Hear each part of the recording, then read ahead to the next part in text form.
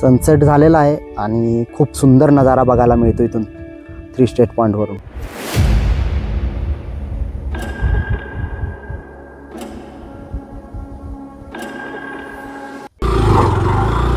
Finally तीनसमाळला entry gate बघू शकतात तुम्ही मित्रांनो. आणि इथून जो नजारा दिसतो ना, आता पूर्ण सूर्य पूर्ण आपल्याला आडवा होता. आता तुम्ही नजारा बघा इथून तीनसमाळला आल्यानंतर जबरदस्त नजारा आहे. इकडे आल्यानंतर नजारा बघा तुम्ही. आणि इथून जो डोंगराच्या मागचा जो सूर्याचा नजारा आहे बघू शकतात तुम्ही.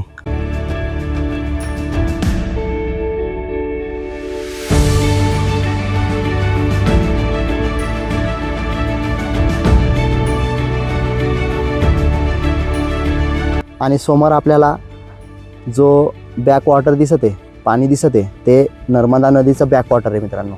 डोमखेडी हे गाव आहे तिकडे समोर बघू शकतात तुम्ही.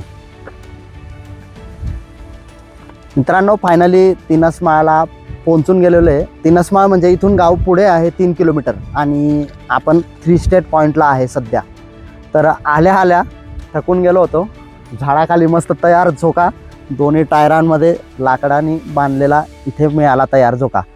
तर थोडा म्हटलं झोका झुलून घेऊ, आराम करून घेऊ म्हणून बसलो थोड्या वेळ.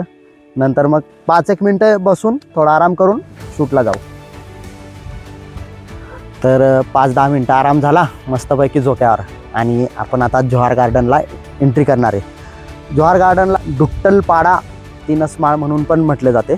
चला बघू आपण. तर चला पुढे 3 स्टेट पॉईंट आहे. तिथून काय व्ह्यू दिसतो बघू आपण पुढचा नजारा. आता सनसेट पण तयारच होत आहे आणि 3 स्टेट पॉईंटवरून जो व्ह्यू बघायला मिळतो, पावसाळ्यात इथून बघायला मिळत नाही आपल्याला 3 स्टेट पॉईंटवरून, कारण पूर्ण ढगा चारी बाजूने उतरलेले असतात आणि ते ढगांनी पूर्ण झाकलं गेलेलं असतं. त्यामुळे पाणी किंवा खालचा जो नजारा आहे तो बघायला मिळत नाही. म्हणून आपण आता उन्हाळ्यात येऊन बघत आहे. बघू कसं काय.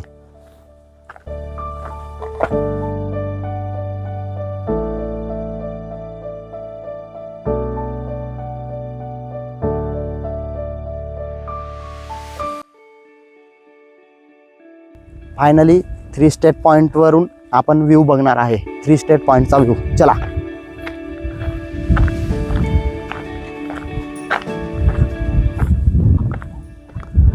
बघू शकतात किती जबरदस्त नजारा आहे आणि इथून जी ही भव्य अशी नदी पसरलेली तुम्ही बघू शकतात. आणि ही पूर्ण 3ही राज्यामध्ये पसरलेली ही नदी बघू शकतात तुम्ही मित्रांनो.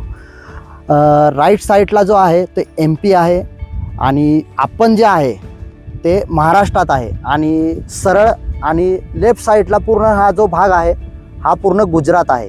म्हणून ह्याला आपण काय म्हणतो 3 स्टेट पॉईंट.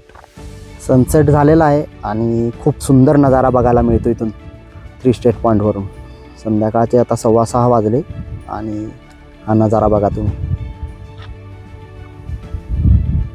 तर समोर जो आता हा रस्ता आहे मित्रांनो, हा जो रस्ता आहे हा इथून पुढे जातो ना संग्रहालय ना, तर इथून पुढे संग्रहालय, जोहार संग्रहालय. तर जोहार संग्रहालय म्हणून आहे पुढे. तर बघू आपण तिथे. आता सध्या तरी मला तरी वाटतं कोणी नाही तिकडे, उघडं नाही. नेक्स्ट टाईम कधी आलो पुन्हा उघडं राहिलं तर आपण तिथूनही माहिती घेऊ काहीतरी. जोहार संग्रहालयाला भेटून. इकडे आल्यानंतर आपल्याला बघण्यासाठी इथे मस्तपैकी बसायची व्यवस्था केलेली. इथून बसून पूर्ण हा 3 स्टेट पॉईंटचा व्ह्यू जो आहे तो बघायला मिळतो. खूप छान अशी सोय केलेली इकडे. पावसाळ्यामध्ये तर खूप मजा येते इकडे. पुढे जोहार संग्रहालय आहे. तर तिथे आता बंद आहे, पण नक्की पुढच्या वेळेस जर कोणी राहिलं तिकडे तर आपण उघडून त्याची माहिती घेऊ. नेक्स्ट टाईम बघू. पावसाळ्यामध्ये आपण पुन्हा येणारच आहे. तर इकडे पुढे थोडं आलो आणि हा इथे बोर्ड पण लावलेला आहे, जोहार आदिवासी संग्रहालयाकडे जाण्याचा रस्ता. तर असा काय इथून रस्ता आहे जाण्याचा बघू शकतात तुम्ही. तर पुढे जाऊन बघू जोहार आदिवासी संग्रहालय उघडा आहे की नाही आहे. तर सध्या संध्याकाळची वेळ झालेली आहे आम्ही काय डायरेक्ट आलो, कोणाला काय सांगितलं नाही इकडे. जर कोणाला सांगितलं असतं तर नक्कीच त्यांनी माहिती दिली असती, पण डायरेक्ट आलो आणि इव्हनिंगचा म्हटलं सनसेट वगैरे असेल तर त्याचा शूट घेऊ म्हणून बघून जाऊ पुन्हा, त्या हिशोबाने आलो होतो. तर जोहार आदिवासी संग्रहालय जवळ आपण आलो आहे, पण नेमकं इकडे कुलूप आहे, बंद आहे, तर आपल्याला काही जाता येणार नाही मध्ये. तर इकडे जोहार आदिवासी संग्रहालयाच्या बाहेर इथे स्टॅच्यू सारखं काहीतरी इथे लाकडांचं कलाकृती बनवून हाताने ठेवलेलं आहे, बघू शकतात तुम्ही. खूप छान असं बनवलेलं आहे त्यांनी. काहीतरी घोड्यासारखं काहीतरी ना, आणि इकडे अजून मगर पण आहे बनवलेली लाकडाची, बघा तुम्ही, खूप छान. आणि इथून असं हे सर्व काही इथे गावाचं वातावरण. तर चला वरती जाऊ, 3 स्टेट पॉईंटवरूनच तिथला नजारा बघू आपण. सध्या तरी इथे सर्व बंद आहे आणि कोणी नाही दिसत आहे. बघितलं इथे आजूबाजूचे घरं, पण कोणी नाही सध्या. तर नेक्स्ट टाईम बघू आपण इथलं जोहार संग्रहालयामध्ये काय काय आहे काय नाही आहे, इथली माहिती घेऊ. आता सध्यावरती 3 स्टेट पॉईंटला जाऊ आणि तिथून बघू आणि मग तिथून परतीचा प्रवास करू. काय रे, कसं वाटत आहे तुला?